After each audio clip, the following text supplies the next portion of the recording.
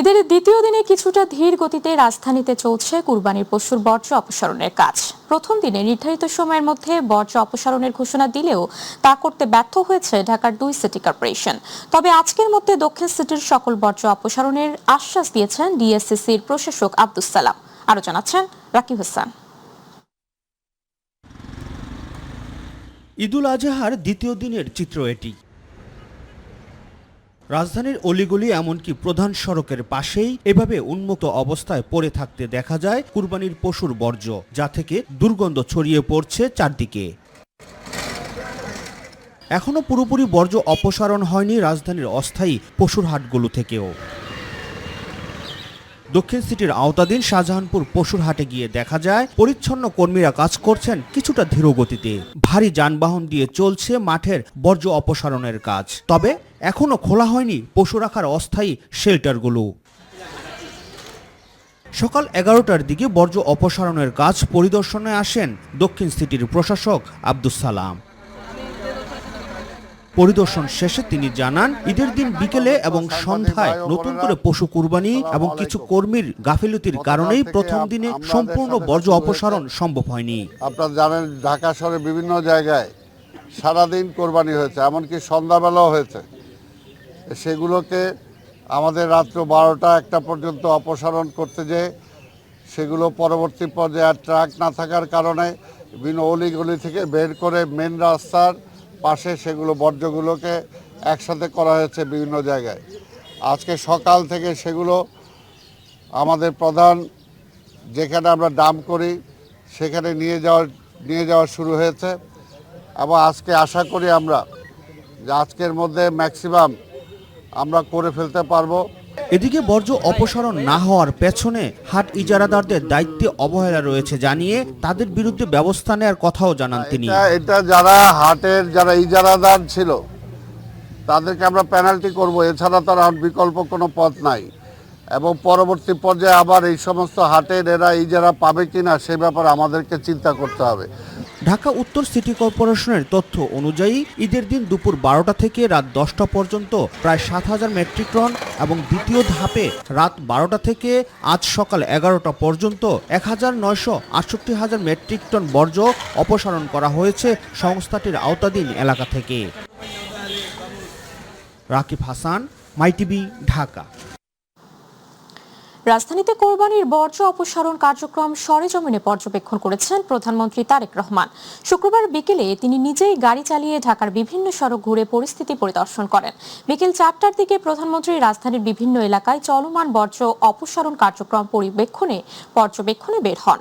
কোরবানির পর নগর জুড়ে পরিচ্ছন্নতা কার্যক্রম সঠিকভাবে পরিচালিত হচ্ছে কিনা তা সরাসরি দেখতে তিনি এই সফর করেন। প্রধানমন্ত্রীর গাড়ি গুলশান এভিনিউয়ের বাসভবন থেকে যাত্রা শুরু করে গুলশান 1, হাতিরঝিল, রামপুরা, মালিবাগ, বাসাবো সহ রাজধানীর বিভিন্ন গুরুত্বপূর্ণ সড়ক ও এলাকা প্রদক্ষিণ করে। এ সময় প্রধানমন্ত্রী বিভিন্ন ট্রাফিক সিগন্যাল মেনে চলেন এবং প্রয়োজন অনুযায়ী গাড়ি থামান। রাজধানীতে কোরবানির বর্জ্য দ্রুত অপসারণ ও নগরবাসীর ভোগান্তি কমাতে সংশ্লিষ্ট সংস্থাগুলোকে কার্যকরভাবে দায়িত্ব পালনের কঠোর নির্দেশনা রয়েছে বলেও সংশ্লিষ্ট সূত্র জানিয়েছে।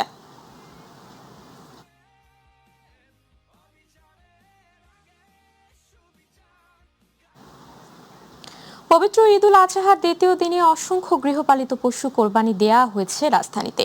ইসলাম ধর্মের নীতি অনুযায়ী মহান রবকে খুশি করার জন্য গরু মহিষের পাশাপাশি ছাগল ভেড়াও কোরবানি দিয়েছেন অনেকে আবার কসাই সংকট থাকায় দ্বিতীয় দিনে কোরবানি সম্পন্ন করেছেন। ইউসুফ আলীর রিপোর্ট। প্রায় 1,500 বছর আগে জাতির পিতা হজরত ইব্রাহিম আলাইহিসসালাম ও তার পুত্র হজরত ইসমাইল আলাইহিসসালাম কুরবানির যে ইতিহাস সৃষ্টি করে গেছেন সেই ধারাবাহিকতা রক্ষা করে পবিত্র ঈদুল আজহার দ্বিতীয় দিনে অসংখ্য পশু কুরবানি দেয়া হয় রাজধানীতে। ইসলাম ধর্মের রীতিনীতি ছাড়াও পারিপার্শ্বিক নানা কারণে ঈদের দ্বিতীয় দিনে কোরবানি করেন অনেকে। 2.5 দিন পর্যন্ত কোরবানির বিধান আছে, সেজন্য আমরা দ্বিতীয় দিন, প্রথম দিন আমরা একটা গরু কোরবানি দেই, সে আমাদের লোকজন একটু কম থাকাতে ওই দিন সারাদিনই লাগে। তো আমরা করছি যে দ্বিতীয় দিন এই ছাগলটা আমাদের সুন্দরভাবে কোরবানি দেব।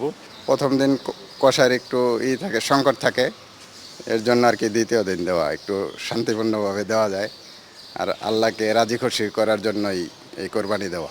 কুরবানির কাজে নিয়োজিতরা বলছেন সওয়াব অর্জনের পাশাপাশি অর্থনৈতিকভাবে স্বাবলম্বী হতে ঈদুল আজহা মুসলমানদের সহায়ক ভূমিকা পালন করে।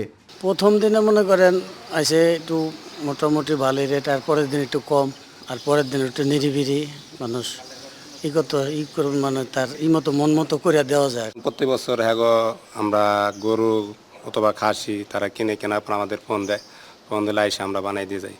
কুরবানি শেষে আল্লাহকে খুশি করার জন্য ধর্মীয় নিয়ম মেনে গোশত বন্টন করেন ধর্মপ্রাণ মুসলমানরা।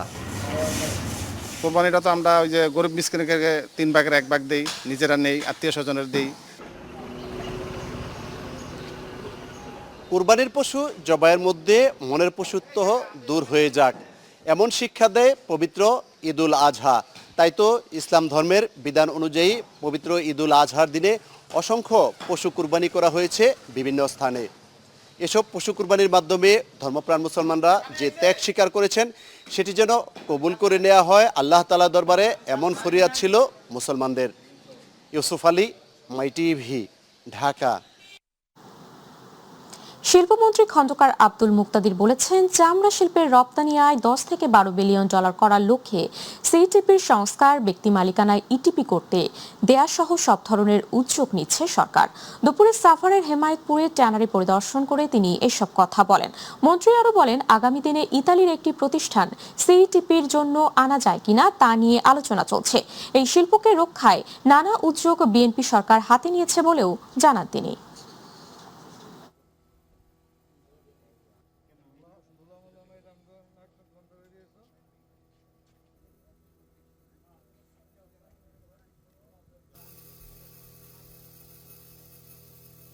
হাজারীবাগ থেকে এখানে স্থানান্তরের সময় যে সমস্ত প্রতিষ্ঠান ঝরে গিয়েছে এবং পরবর্তীতে অচল অথবা নিম্নমাত্রায় সচল থাকার কারণে বিপুল পরিমাণ দায় দেনার সম্মুখীন হয়েছে এবং লোকসানি প্রতিষ্ঠানে পরিণত হয়েছে, সেইগুলিকে কি উপায়ে আবার লাভজনক প্রতিষ্ঠানে পরিণত করা যায়। যারা আর এই ব্যবসায় সক্ষমতা রাখে না, আগ্রহ আর সক্ষমতা দুই জিনিস, তো আগ্রহ এবং সক্ষমতা যারা হারিয়ে ফেলেছে সেই সব জায়গায় কিভাবে নতুন বিনিয়োগকারীকে আনা যায়, এই প্রত্যেকটা জিনিস নিয়ে আমরা কাজ করছি। দর্শক, কুরবানির দ্বিতীয় দিনেও জমজমাট সাভারের ট্যানারি পল্লী। তবে সিন্ডিকেটের কারণে চামড়ার দাম না পাওয়ার অভিযোগ বিক্রেতাদের। সেখানকার পরিস্থিতি জানাতে যুক্ত হচ্ছেন সহকর্মী আসাদুজ্জামান খায়রুল। খায়রুল, আপনার কাছ থেকে জানতে চাচ্ছি, আজকের চামড়া সংগ্রহ, সংরক্ষণ ও দামের পরিস্থিতি কেমন দেখছেন, জানাবেন।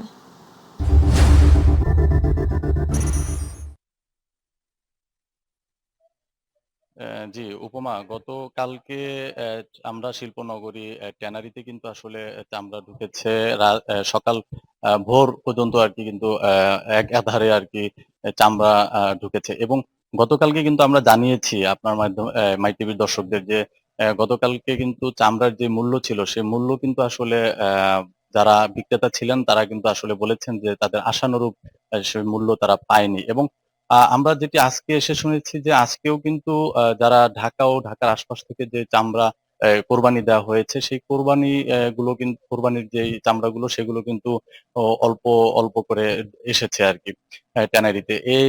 আমরা কিন্তু আজকেও এসে শুনেছি যে সেই চামড়ার মূল্য কিন্তু আসলে তারা পায়নি। এবং যারা গতকালকে লবণজাত করতে পারেনি এই ধরনের যে চামড়াগুলো এসেছে সেই চামড়াগুলো কিন্তু এক প্রকার বাতিল হিসাবে গণ্য হয়েছে। আমরা যদি এখন একটু আপনাদেরকে ট্যানারির অবস্থা দেখাই, যে ট্যানারিতে কিন্তু এখন সেই চাপটি এখন আর নেই। এবং সেই লবণজাত করার যেই দৃশ্য এবং সেই যে খায়রুল, আপনাকে ধন্যবাদ। দর্শক, সাভারের ট্যানারি পল্লী থেকে আমাদের সাথে সরাসরি যুক্ত ছিলেন সহকর্মী আসাদুজ্জামান খায়রুল। চলে যাচ্ছি পরবর্তী সংবাদে। ঈদের ছুটিতে আজও ঢাকা ছাড়ছেন ঘরমুখো মানুষ। যারা নানা কাজে ঈদের আগে বাড়ি যেতে পারেননি কিংবা ছুটি পাননি, তারা প্রিয়জনের সাথে ঈদের আনন্দ ভাগাভাগি করে নিতে ছুটে চলেছেন। শুক্রবার রাজধানীর বিভিন্ন বাস টার্মিনাল ও কাউন্টারের সামনে অপেক্ষা করতে দেখা যায় যাত্রীদের। তারা জানান, রাস্তাঘাট ফাঁকা হওয়ায় আরামদায়ক যাত্রা নিশ্চিত করতেই ঈদের দ্বিতীয় দিন বাড়ি যাচ্ছেন তারা। অনেকে ঈদের প্রথম দিন ঢাকায় পরিবারের সাথে উদযাপন শেষে দ্বিতীয় দিন অন্য আত্মীয়দের সাথে ঈদ আনন্দ ভাগাভাগি করতে যাচ্ছেন। অন্যদিকে ঈদের ছুটির আমেজে রাজধানী ঢাকা এখন কোলাহল মুক্ত ও অনেকটাই ফাঁকা।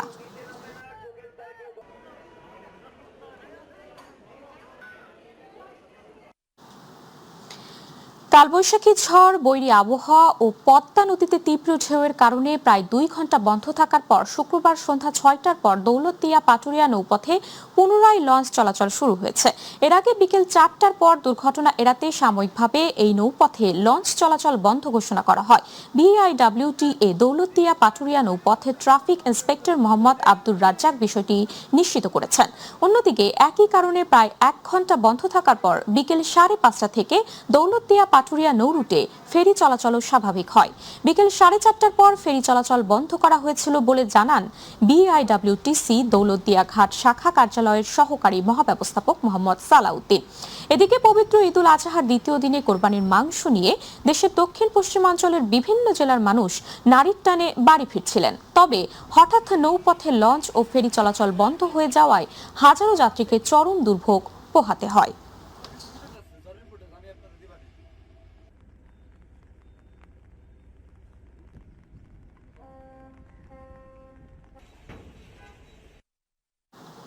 দর্শক, এই মুহূর্তে দৌলতদিয়া ঘাট থেকে যুক্ত হচ্ছেন সহকর্মী মমিন শেখ। মমিন, ঘাটে আজকের যাত্রী পরিস্থিতি কেমন দেখছেন জানাবেন আমাদের।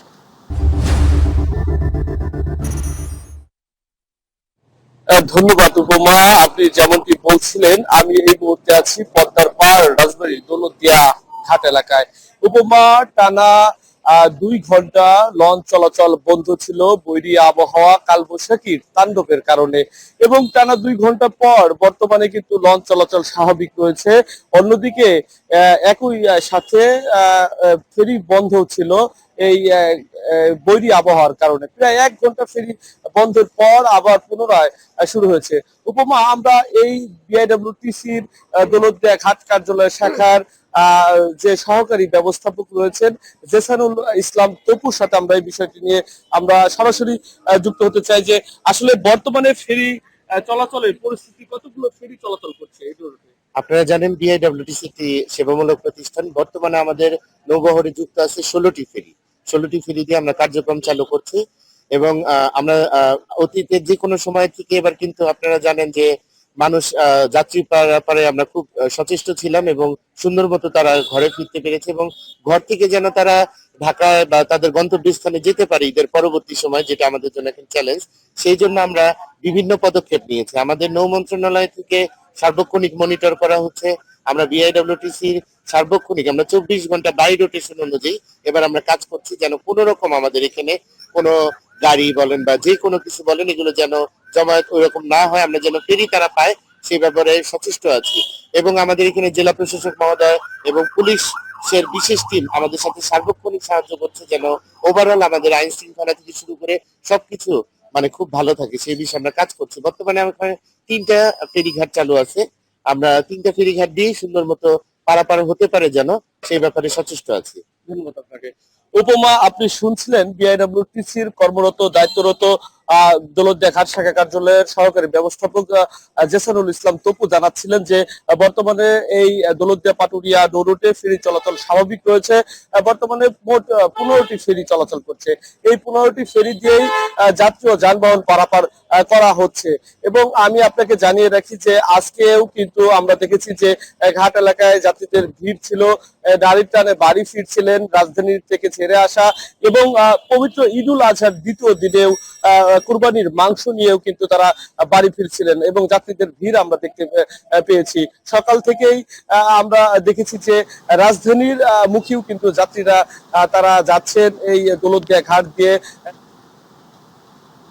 মমিন, আপনাকে ধন্যবাদ। দর্শক, দৌলতদিয়া ঘাট থেকে আমাদের সাথে যুক্ত ছিলেন আমাদের সহকর্মী মমিন শেখ। চলে যাচ্ছে পরবর্তী সংবাদে। রাজধানীতে চলছে ঈদ উৎসবের আমেজ। ঈদের দ্বিতীয় দিনে রাজধানীর বিভিন্ন বিনোদন কেন্দ্রগুলোতে উৎসব প্রেমী মানুষের উপচে পড়া ভিড়। ঈদের আনন্দকে বাড়িয়ে নিতে পরিবার পরিজন নিয়ে ছুটে গেছেন বিনোদন কেন্দ্রগুলোতে। হাজার হাজার মানুষের উপস্থিতিতে উৎসব মুখর পরিবেশ ছিল বিনোদন কেন্দ্রগুলো। রোববার মিরপুরের জাতীয় চিড়িয়াখানায় সবচেয়ে বেশি দর্শনার্থীর সমাগম লক্ষ্য করা গেছে।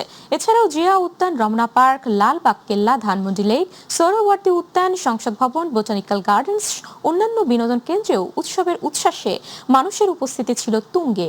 এদিকে রাজধানীর অন্যতম বিনোদন কেন্দ্র হাতিরঝিল, সেখানে দুপুরের পর থেকে লোক সমাগম বাড়াতে বা থাকে। কেউ কেউ পরিবার নিয়ে ঘুরতে এসেছেন, কেউ বন্ধুদের সঙ্গে ছবি তুলেছেন, আবার কেউ লেকে থাকা ওয়াটার বাসগুলোতে চড়ে লেকের সৌন্দর্য উপভোগ করেছেন।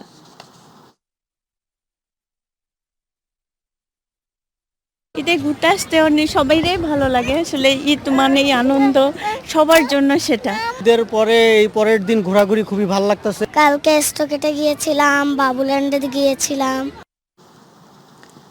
কোরবানির পশুর হাটে ভাইরাল হওয়ায় সেই গোলাপি রঙের বিরল আলবিনো মহিষ ডোনাল্ড ট্রাম্প এখন রাজধানীর চিড়িয়াখানায়। মাথা ভর্তি ঢেউ খেলানো সোনালী চুল আর ভিন্ন ধর্মী গড়নের কারণে সামাজিক যোগাযোগ মাধ্যমে ব্যাপক আলোচনায় আসে মহিষটি। অবশেষে ঈদুল আজহার কোরবানি থেকে রক্ষা পেয়ে সরকারি ব্যবস্থাপনায় এটিকে আনা হয় চিড়িয়াখানায়। আর সেই মহিষটিকে এক নজর দেখতে এখন ভিড় করছেন নানা বয়সী মানুষ। আরো জানাচ্ছেন জাহিদ আহমেদ বাবু। রাজধানীর মিরপুর চিড়িয়াখানার এই অংশটিতে এখন দর্শনার্থীদের সবচেয়ে বেশি ভিড়, কারণ এখানেই রাখা হয়েছে ভাইরাল হওয়া সেই বিরল আলবিনো মহিষ ডোনাল্ড ট্রাম্পকে। কারণ কোরবানির পশু হিসাবে আলোচনা জন্ম দেওয়া বিরল আলবিনো মহিষটি এখন রাজধানী চিড়িয়াখানায়। সাদা গোলাপি শরীর, মাথায় সোনালি ঢেউ খেলানো চুল আর বিশাল আকৃতির কারণে প্রথম দেখাতেই সবার নজর কাড়ছে মহিষটি। চিড়িয়াখানা আসছে, চিড়িয়াখানার নতুন ব্রান্ডরাম নাকি চলে আসছে, এটা আমরা ইউটিউবে দেখছিলাম, এই জন্য আসছি আমরা দেখার জন্য সবাই মিলে। সবাই যেরকম দেখতে আসছে, আমরাও সেরকম মানে ওকে দেখার জন্যই আসছে। অনেকে মোবাইলে ছবি তুলছেন, কেউ ভিডিও করছেন, আবার কেউ বিস্ময় নিয়ে দেখছেন ব্যতিক্রমী এই প্রাণীটিকে। আমার এই ফার্স্ট টাইম আসা এই জায়গায়, সো আমি মূলত ডোনাল্ড ট্রাম্পকে দেখতে আসছি। নতুন প্রাণী বলতে শুনলাম যে ডোনাল্ড ট্রাম্প ঢুকছে, তো ভাবলাম যে একেও দেখি, আর আগে তো বাঘ ভাল্লুক দেখতাম। দর্শনার্থীরা বলছেন ভিন্নধর্মী এই মহিষটি এবারের ঈদ আনন্দে যেন বাড়তি মাত্রা যোগ করেছে। এটা একটা বিরল প্রজাতির প্রাণী। ওনাকে বাংলাদেশ সরকারের সিদ্ধান্ত নিয়েছে যে মানে চিড়িয়াখানায় রাখা হবে, দর্শনার্থীরা আসবে, দেখবে, বিনোদন নিবে। সব মিলিয়ে একটি নাম আর ভিন্ন গড়নের কারণেই বিরল এই মহিষটি এখনো রাজধানীর মানুষের কাছে ঈদের অন্যতম আকর্ষণে পরিণত হয়েছে। কুরবানি উপলক্ষে আসলে আমরা যখন জানতে পারি যে ডোনাল্ড ট্রাম্প নামে একটা মহিষ আছে, তো এটা আমরা দেখা সেইভাবে সৌভাগ্য হয় নাই। তো আমরা আশায় ছিলাম যে হয়তোবা দেখতে পারবো। যখন জানতে পারি যে সরকারের হস্তক্ষেপে এটা আসলে কুরবানি হয় নাই, চিড়িয়াখানায় আসছে, এই হিসাবে আমরা ফ্যামিলি সহ এখানে দেখতে আসছি। চিড়িয়াখানায় গত কয়েকদিন ধরেই এই বিরল মহিষটি এখন হয়ে উঠেছে জন আলোচনার অন্যতম কেন্দ্র। আর তাই ভিন্ন ধরন আর বিদেশি এক রাষ্ট্রনায়কের নাম অনুকরণে এই চিড়িয়াখানায় আসছে শত শত দর্শনার্থী, যা ঈদের আনন্দকে বাড়তি হিসাবে যোগ হয়েছে। জাহিদ আহমেদ বাবু, মাই টিভি, ঢাকা। বিএনপি মহাসচিব ও স্থানীয় সরকার, পল্লী উন্নয়ন ও সমবায় মন্ত্রী মির্জা ফখরুল ইসলাম আলমগীর বলেছেন, জুলাইয়ের ছাত্র জনতার গণ অভ্যুত্থানের পর দেশে নতুন একটি সুযোগ সৃষ্টি হয়েছে এবং বাংলাদেশ গণতন্ত্রের পথে হাঁটতে শুরু করেছে। দুপুরে ঠাকুরগাঁও জেলা শহরের কালীবাড়ি মির্জা রুহুল আমিন মিলনায়তনে সাংবাদিকদের সঙ্গে মতবিনিময়কালে তিনি এসব কথা বলেন। মির্জা ফখরুল বলেন, আজকে বাংলাদেশে একটি সুযোগ সৃষ্টি হয়েছে। জুলাইয়ের অভ্যুত্থান ও ছাত্র জনতার গণ অভ্যুত্থানের পর দেশ গণতন্ত্রের পথে হাঁটতে শুরু করেছে। একটি নির্বাচন হয়েছে, জনগণ অংশগ্রহণ করেছে। এর আগে একটি রিফর্ম কমিশন গঠন করা হয়েছিল এবং সেই কমিশনের গণভোটও হয়েছে।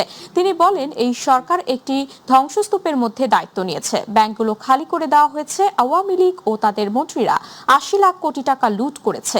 আমাদের আবার শূন্য থেকে শুরু করতে হয়েছে। আগামী দিনগুলোতে উন্নয়ন কার্যক্রম চালিয়ে নিতে সবার সহযোগিতা কামনা করেন তিনি। আমাদের একটা নির্বাচন হয়েছে, সেই নির্বাচনে জনগণ পার্টিসিপেট করেছে। তার আগে আপনার একটা রিফর্ম কমিশন হয়েছে, সেই রিফর্ম কমিশনের গণভোট হয়েছে। এগুলো নিয়ে সব কাজ হচ্ছে।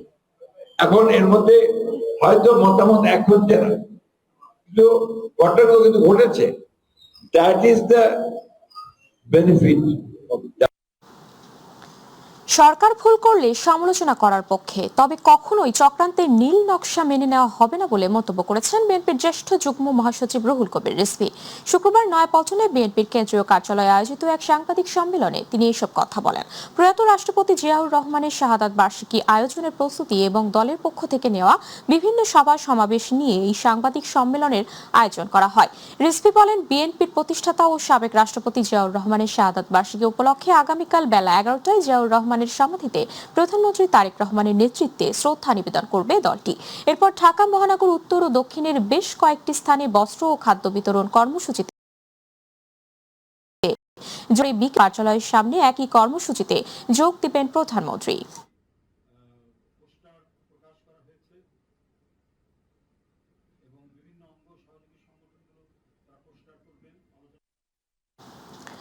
রাজধানীর মগবাজারের ৮ দিন মেডিকেল কলেজ হাসপাতালে একই ওয়ার্ডে ৬ নবজাতকের মৃত্যুর ঘটনায় হাসপাতাল কর্তৃপক্ষের গুরুতর গাফিলতি পাওয়া গেছে বলে জানিয়েছেন স্বাস্থ্য অধিদপ্তরের অতিরিক্ত মহাপরিচালক ডক্টর জাহিদ রায়হান। সকালে তিনি গণমাধ্যমকে এই কথা জানান। ডক্টর জাহিদ রায়হান বলেছেন, তদন্তে পোস্ট অপারেটিভ ওয়ার্ডের অবকাঠামোগত ত্রুটি সহ নানা অনিয়ম ধরা পড়েছে। ৬ নবজাতকের মৃত্যুর ঘটনায় করা সরকারের উচ্চ পর্যায়ের তদন্ত কমিটির প্রতিবেদন আগামীকাল জমা দেওয়া হবে। বৃহস্পতিবার সকাল ৮টা থেকে শুক্রবার সকাল ৮টা পর্যন্ত ২৪ ঘন্টায় হামের উপসর্গ নিয়ে আরও ১০ শিশুর মৃত্যু হয়েছে। এই সময় হাম ও হামের উপসর্গ নিয়ে হাসপাতালে নতুন রোগী ভর্তি হয়েছে ৭৩২ জন। এর মধ্যে নিশ্চিত হামের রোগী ৫৮ জন। শুক্রবার স্বাস্থ্য অধিদপ্তরের সর্বশেষ প্রতিবেদন থেকে এই তথ্য জানা গেছে। স্বাস্থ্য অধিদপ্তরের তথ্য অনুযায়ী গত ১৫ মার্চ থেকে এই পর্যন্ত হাম ও উপসর্গে ৫৭৫ শিশুর মৃত্যু হয়েছে। এর মধ্যে হামের উপসর্গে ৪৮৫ এবং হাম শনাক্তের পর মারা গেছে ৯০ জন শিশু। ১৫ মার্চ থেকে এই পর্যন্ত হামের উপসর্গ দেখা দেয় ৬৮,৫৭৯ জন শিশু। এই সময় হামের উপসর্গ নিয়ে হাসপাতালে ভর্তি হয়েছে ৫৪,৭৯৮ জন শিশু। এর মধ্যে সুস্থ হয়ে হাসপাতাল থেকে ৫১,৫১১ জন শিশু বাড়ি ফিরেছে। এছাড়া গত ১৫ মার্চ থেকে এই পর্যন্ত পরীক্ষায় নিশ্চিত হাম রোগীর সংখ্যা ৮,৯৪৩ জন।